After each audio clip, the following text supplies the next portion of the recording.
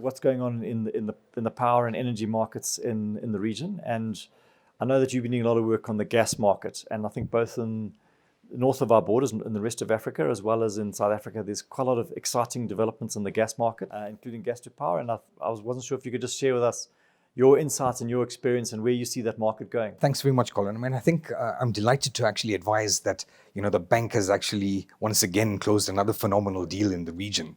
In fact, we're in the final throes of actually drawing down on a project, the gas-fired power project in Ghana. It's actually called the Bridge Power Project. The lead sponsor on that is actually Endeavour Energy, former Enron developers. And General Electric has got a small equity stake in that, but it's going to be fully gas-fired. It's, just over 200 megawatts as the first phase. But I think, if anything, that is really the precursor of what we are likely to see on the energy market. If I look at what we did not so long ago as Absa in Mozambique, we closed the Sasol CTRG deal, which was about 161 megawatts of gas-fired power generation. If you look at what's happening in Mozambique, Mozambique has the world's ninth largest gas reserves, 187 TCF. And to put that into perspective, for a typical liquefaction facility, for an LNG liquefaction plant, you probably need about 4 to 5 TCF of gas. Now, 187 TCF of gas is a heck of a lot of gas.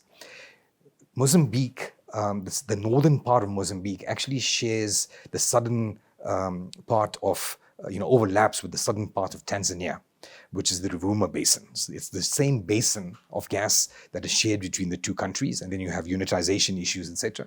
What Mozambique has done remarkably well is that they've got their act together. They've already had one of the largest project financings in the region with the Coral LNG project that was sponsored by ENI and a host of others. That is actually closed. Construction is underway. There's 2 other LNG liquefaction plants that are planned in the region. The next one is actually being spearheaded by Anadarko, and it's rumored that there will be a third project and an expansion of the initial Coral LNG project that ENI started. And it's all really picking up on the large amount of gas that Mozambique actually has. Now, the spin-off effects for that can be huge, not just for the country, for Mozambique.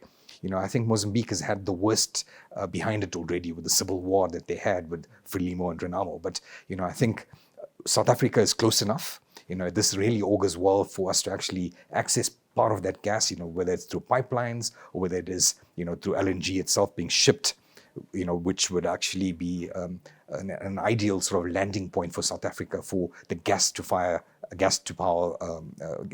power generation that we are actually envisaging as a country. I've seen, for example, in the Middle East, when Oman had just discovered gas, what it actually had done for that economy. From being the poor cousin of the Middle East, Oman was just catapulted into a different league. And I foresee that Mozambique will actually have, in time, fertilizer plants, urea plants, ethane propane crackers, gas pipelines, gas-fired power generation, and the like. Right. So I think if we get our act together, it could be really good, not just for Mozambique, but for the region as well. And lots of jobs.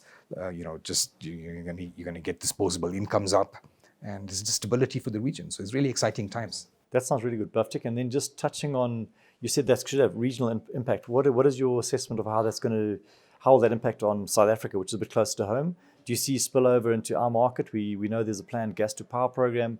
How do you see that developing in the South African economy? So, if we look back at, say, 15 years ago, the gas price was in the region of $15 per million BTU. And that's the unit that gas is actually measured in. And, with the advent of the shale gas revolution in the US, when George W. Bush actually said, we will smoke them out of the holes, he wasn't messing around. It's actually resulted in a number of, shale explorations, etc. in the US, to the point where you've actually had now an abundance of gas. The gas price at the moment, if you look at the Henry Hub Index, currently is sub $2.5 per million BTU, compared to $15, 15 years ago. So I think, just looking at that, the future of energy is certainly clean energy. And within that, I certainly include renewable energy, whether it is solar PV, whether it is, wind, biomass, etc. But I think certainly gas has a great role to play here. And if South Africa, we don't have a lot of indigenous gas. What we did have with, Suco, etc., Mosgas and Petro SA, is pretty much over, until Total starts producing its next gas field, which is at least 5, 6, 7 years away. But the easiest way for us to actually access gas is from our doorstep in Mozambique. And I think that could really augur well for us as a country where, because of the gas price, we can actually complement or move away from, 90 or 95% coal-fired generation to, clean energy, which includes renewables, which includes gas-fired generation, being used as mid-merit, as peaking plants, etc. And then with that, all the spin-off effects that come from gas. I think it is really exciting times for us in the next several years here in the region.